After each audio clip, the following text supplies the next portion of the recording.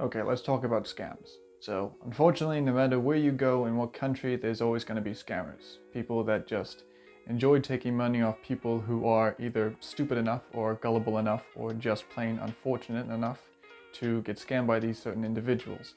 And a lot of people in a lot of different countries get scammed for a significant amount of money. Either young people who don't understand it or boomers who just unfortunately don't understand the technology that's happening now and they get taken advantage of. It's unfortunate, but it's something that happens a lot. And there are scams that a lot of people do recognize quite easily and others that are actually very subtle and you actually can't catch them unless you know what they are specifically. There are some scams out there such as dating and romance scams, investment scams, upfront money scams, online trading scams, and computer hacking scams. I wanted to talk about two scams specifically. One I almost fell into when I was a bit younger and a bit more naive, shall I say, and another one that happens to a lot of people. First one I want to talk about is phishing scams. Now, this is a very common scam, and phishing is more the term to describe it as the scammer dangling something in front of you, the hook, and you being the fish that gets caught by this. It's unfortunate, but it's something that happens quite a lot. Now, these people are people that claim that either your account has been compromised, it's either being a banking account or a login account to something specific, and that they can change your login and help you out with it. And you think that, yes, it might be a problem, so you agree to this, and they gain access to your computer and your login and sometimes your bank account, which can easily allow them to take out money from you, which is unfortunate, and it's something that happens quite a lot. Ways you can avoid this is if you do get an email like this and it does seem a bit shady, what you can do is just don't click on it. If it's something that you have no idea what it is, or it's a link to a website that claims that you have an account in or you're subscribed to and you are not, just don't go near it at all, because there is a chance that it is a scam, and best thing to do is don't click on it, just delete it immediately or report it for scam. If you can do that on your Gmail or your account, then do that immediately.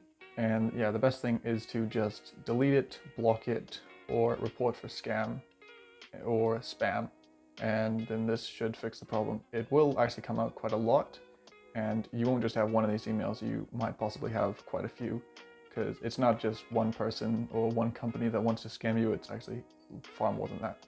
The second scam, and this is one that I fell into myself, is the computer service scam.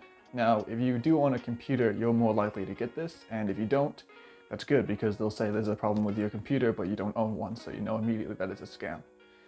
Now, this happened to me when I was younger, where I was on my computer and I got a call from people that claimed to be Microsoft, and they said there was a virus on my computer. So I followed their instructions, I let them access to my computer, and did everything they told me for a good 30 minutes. Now, thankfully, my dad was a much more intelligent person than myself, mainly because after I did everything they told me to, they brought me to a final page which said to get a firewall. And these firewalls, cheapest was roughly $300, most expensive was $1.5 grand. So I thought that I should go to my dad for this. So I did, and I told my dad about it, and he got on the phone with them. He asked them who they were. They said they owned Microsoft, which was a big red flag in my dad's brain. So thankfully he just got off the phone, and I talked to my parents about it.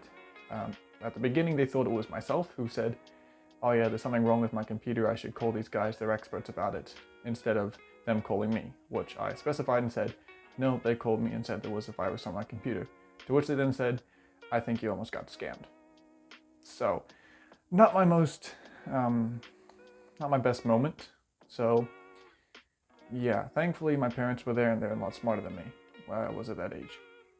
But unfortunately there are people out there, again, maybe young kids who don't understand this and for some reason have access to their parents' credit cards, which is baffling, and elder people who aren't very tech savvy, much like my grandparents. So yes, if you see something that is too good to be true, it definitely is. And if you get called by somebody from something that you didn't sign up for, or didn't log into, or didn't create an account for, or says that they can offer you something, or you'd like to donate for something that isn't an actual cause, I suggest researching and seeing if it is legit. If it is, you can donate or whatever, it's your choice, but if not, then don't do it, because it is most definitely a scam. So I just wanted to bring awareness to this because there are a lot of people out there who unfortunately do get scammed. So if you are taking anything out of this, then that's good. So yeah, sweet. I'll see you in the next one.